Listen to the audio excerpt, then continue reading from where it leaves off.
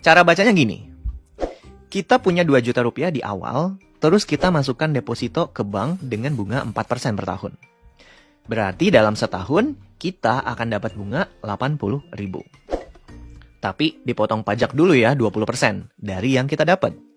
Berarti pajaknya 16.000 rupiah. Sehingga bunga bersihnya adalah 64.000. Jadinya saldo kita di akhir tahun pertama adalah 2.064.000 rupiah. Lalu tahun kedua, dimasukin lagi semua duitnya termasuk bunga, dan jadilah 2,13 juta di akhir tahun kedua. Dan seterusnya, dan seterusnya. Sehingga dalam 5 tahun, uang kita di deposito bertumbuh 17%. Apakah ini bisa disebut investasi? Bisa. Karena duit kita bertumbuh, jadi lebih banyak dibandingkan dengan duit kita 5 tahun yang lalu. Keempat, obligasi. Kalau sebelumnya kita minjemin duit ke bank dengan jangka waktu tertentu lalu kita dapat bunga, nah kalau obligasi ini kita minjemin uang ke negara atau perusahaan dengan jangka waktu tertentu. Dan akhirnya sama, kita akan dapat bunga juga. Biasanya lebih tinggi dari deposito, sekitar 6% per tahun.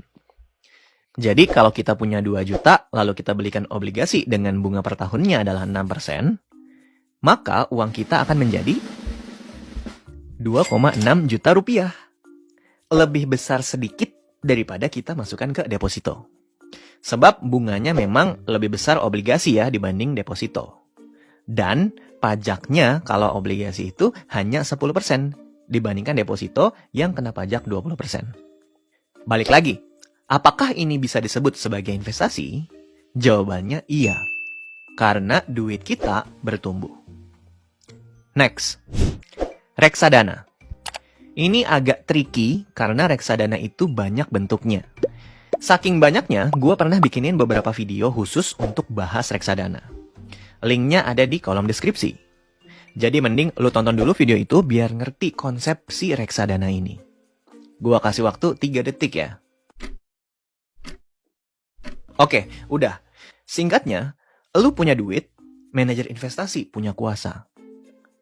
Duit lu akan mereka investasikan sesuai dengan keahlian mereka masing-masing. Nanti hasilnya akan dibagi ke lu semuanya. Terus si manajer investasi akan dapat fee karena lu pakai jasa mereka. Simple ya. Berapa sih imbal hasil yang ditawarkan reksadana? Gua coba tanya ChatGPT untuk hal ini. Dia bilang begini, tingkat keuntungan investasi reksadana bisa sangat bervariasi, bla bla bla. Gua akan ambil angka 10% per tahun untuk asumsi perhitungan kita kali ini.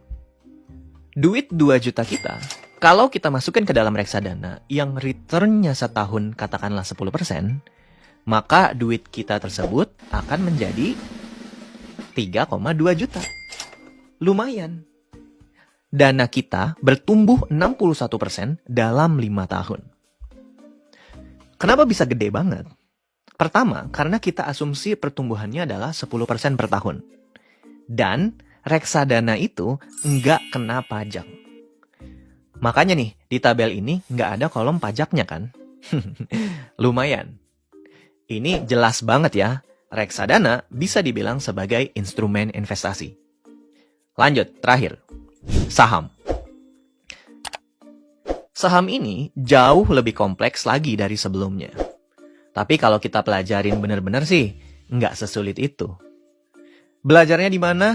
Terserah di mana aja. Saham dalam 23 tahun terakhir, itu kira-kira naiknya per tahun adalah 10,6%. Kalau teman-teman cari di internet, ya sekitar 10-12% lah rata-ratanya setahun.